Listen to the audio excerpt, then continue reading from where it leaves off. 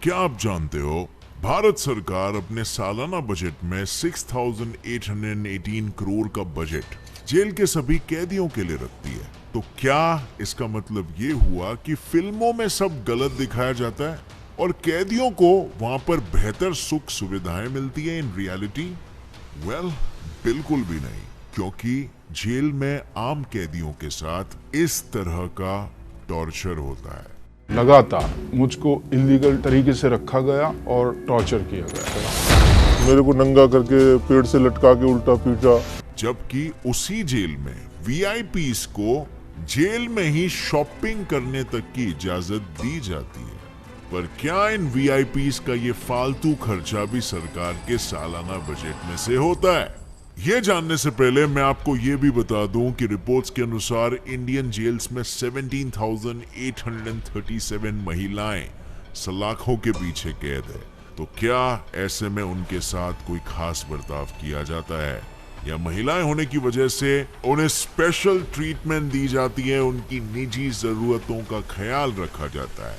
Well, आपके इन सभी सवालों के जवाब और जेल में रहने वाले कैदियों का हाल पता चलेगा आपको in our today's video titled life inside Indian prison. Jail की सलाखों के बीच कैदियों की जिंदगी के बारे में जानने से पहले आप ये जान लीजिए कि हर तरह की इंडियन जेल में स्टेट गवर्नमेंट ही उसका मैनेजमेंट और एडमिनिस्ट्रेशन दोनों देखती है।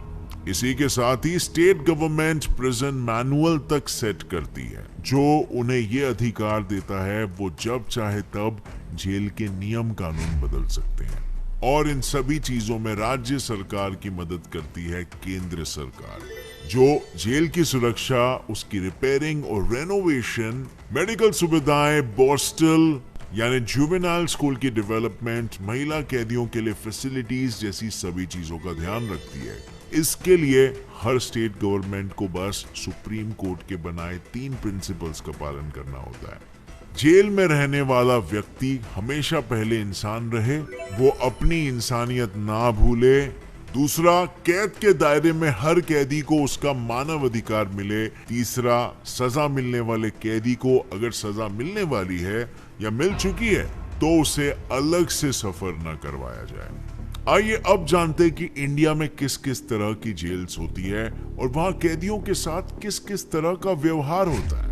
सबसे पहले आता है सेंट्रल जेल, जिसमें खास तौर पर उन कैदियों को भेजा जाता है जिन्हें 2 या उससे ज्यादा साल की सजा मिली होती है। ये वही जेल होते हैं जहां कैदियों को सुधारने के लिए रिहैबिलिटेशन फैसिलिटी भी प्रोवाइड की जाती है। लेकिन ये सब सिर्फ किताबी बातें हैं, क्योंकि असल में ऐसे जेल में कैदियों की जिंदगी नर्क से भी बदतर होती है। यही नहीं, सेंट्रल जेल्स में साफ सफाई की दूर दूर तक कोई व्यवस्था नहीं होती, जिसकी सबसे बड़ी वजह जेल प्रशासन खुद होते हैं। दरअसल द मॉडल प्रिजन मैनुअल में ये लिखा गया है कि हर 10 कैदी के लिए एक टॉयलेट होना चाहिए, जबकि सच्चाई तो कुछ ऐसी है कि 70 से 80 कैदी एक ही टॉयलेट का इस्तेमाल करते हैं। और इस गंदगी की दूसरी वजह है ओवरक्राउडिंग, जिसका सच दुनिया के सामने 2019 की एनसीआरबी की रिपोर्ट ने लाया और बताया कि जेलों में 4.03 लाख की कैपेसिटी होने के बाद भी उनमें 4.78 लाख कैदियों को रखा गया है, यानी 75,000 कैदी एक्स्ट्रा है। इस भीड़ की वजह से कैदियों को शिफ्ट्स में सोना पड़ता है, यानी जब कुछ कैदी कोर्ट में ट्रायल के लिए जाते हैं तब कुछ उस जगह में सोते हैं। और भीड़ भाड़ वाली जगह में कितनी गंदगी होती है ये हम सभी अच्छे से जानते हैं। इतना ही नहीं, अगर इस जिंदगी से कोई कैदी बच जाता है तो उसे वहां मौत से बदतर जिंदगी गुजारनी पड़ती है, जिसका खुलासा खुद साउथ एशिया के सबसे बड़े जेल तिहाड़ जेल के 26 साल के कैदी लखविंदर सिंह ने किया और बताया कि जब उसने एक ऑफिसर पर गलती से चिल्ला दिया था, तब उसका बदला लेने के लिए उस ऑफिसर ने 6 और ऑफिसर्स को बोलकर उसे बुरी तरह से पिटवाया था। इस सब में वो बुरी तरह से घायल हुआ था। और अगर किसी स्टेट या यूनियन टेरिटरी में सेंट्रल जेल्स नहीं होते तो वहां कैदियों को टॉर्चर करने के लिए डिस्ट्रिक्ट जेल्स होते हैं, क्योंकि हमारी सरकार हर साल प्रिजन बजट में 48% बजट कैदियों के खाने का रखती है, ताकि जेल की सलाखों में वो किसी भी तरह के कुपोषण का शिकार न बने। आखिर जिंदा रहकर रोजाना नर्क के दर्शन जो करने हैं। यही नहीं, एनसीआरबी के प्रिजन स्टैटिस्टिक्स के मुताबिक 2019 से 2020 के बीच भारत सरकार ने 6,818 करोड़ का बजट कैदियों के लिए अनाउंस किया था, जिसके अनुसार हर कैदी के कपड़े पर 1% उसके एजुकेशन और वोकेशनल ट्रेनिंग पर, 4% उसके मेडिकल ट्रीटमेंट पर खर्च होना चाहिए, जो कुल मिलाकर 119 रुपए पर कैदी हो रहा था।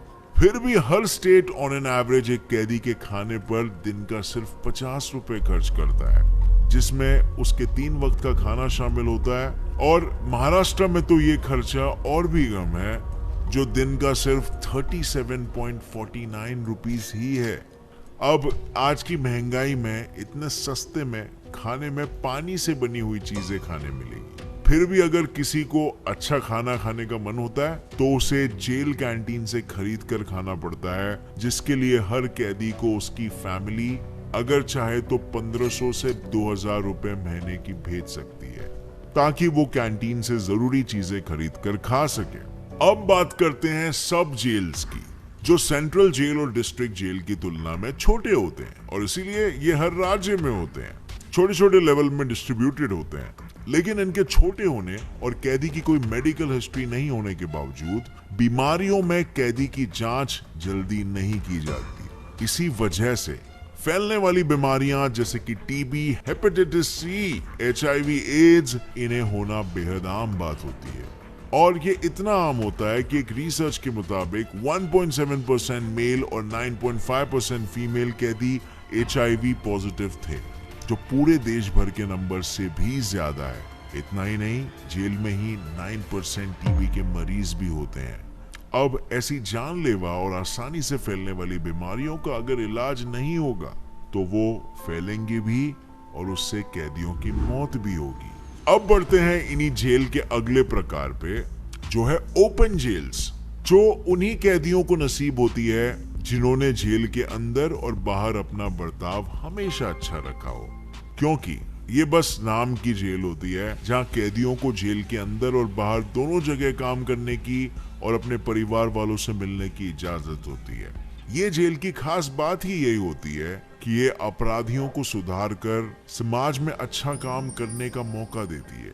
इसीलिए अक्सर ऐसे ओपन जेल्स में ऐसे ही अपराधी होते हैं जिन्होंने मजबूरी में कोई अपराध किया हो और समाज को उनसे कोई खतरा नहीं है।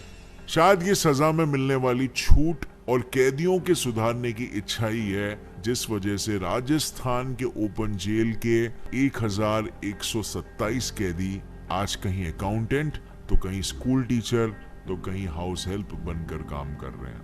हालांकि ओपन जेल्स की संख्या भारत में सिर्फ 17 है।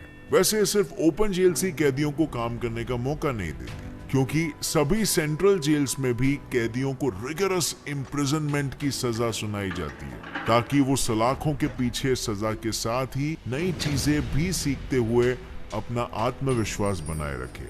इसमें जेल में साफ सफाई से लेकर खाना बनाने जैसे सभी काम शामिल होते हैं। इतना ही नहीं, अब कई जेल में कैदी फर्नीचर्स, केक्स, बल्ब्स जैसी सभी चीजें बनाने लगे। इसका फायदा ये है कि जब वो जेल से बाहर आएंगे तब उनके पास भी काम करने का मौका होगा, जिसके बदले में उन्हें मेहनताना मिलता है।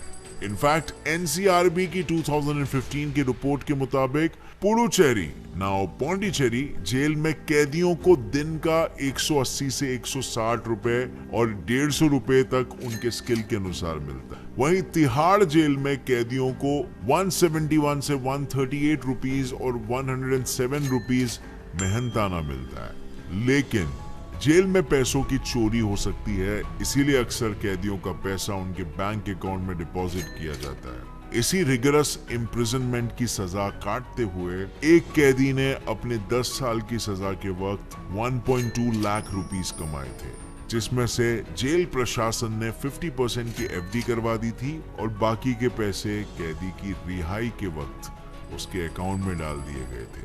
खैर, अब उस जेल की बात कर लेते हैं जो इतनी स्पेशल होती है कि इसमें अक्सर कैदियों को वीआईपी ट्रीटमेंट मिलता है।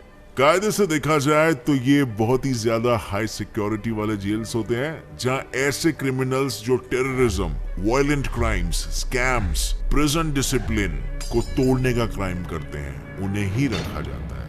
इसीलिए ऐसे जेल्स में कैदियों को उनकी जरूरत की चीजें भी नहीं दी जाती।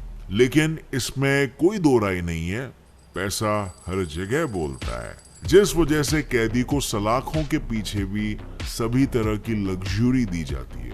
ये एक ऐसी जेल होती है जहां बंदिशें होते हुए भी नहीं होती है और इसीलिए कैदी अपनी पसंद का खाना बना सकते हैं और बनवा भी सकते हैं और जब मन करे तब बाहर जाके शॉपिंग भी करके आ सकते हैं। साथ ही कैदी को यहाँ AC room, western style toilets, mobile phones, wifi, cigarette, bidi, तंबाकू सब कुछ मिलता है और इसके लिए बस उसे जेल के नाम अनुसार मिडिलमैन को कुछ कीमत देनी होती है। जैसे अगर उसे ऐसी ट्रीटमेंट तिहाड़ जेल में चाहिए तो उसे 57 डेज का 31 लाख रुपीस देना होगा और वहीं अजमेर जेल में इस सुविधा की कीमत 8 लाख रुपीस है और अगर कोई और ज्यादा अमीर है तो इस सुविधा की कीमत करोड़ों में भी जा सकती है, जिसके बाद जेलर की मदद से कैदी को ये सारी सुविधाएं मिलती है।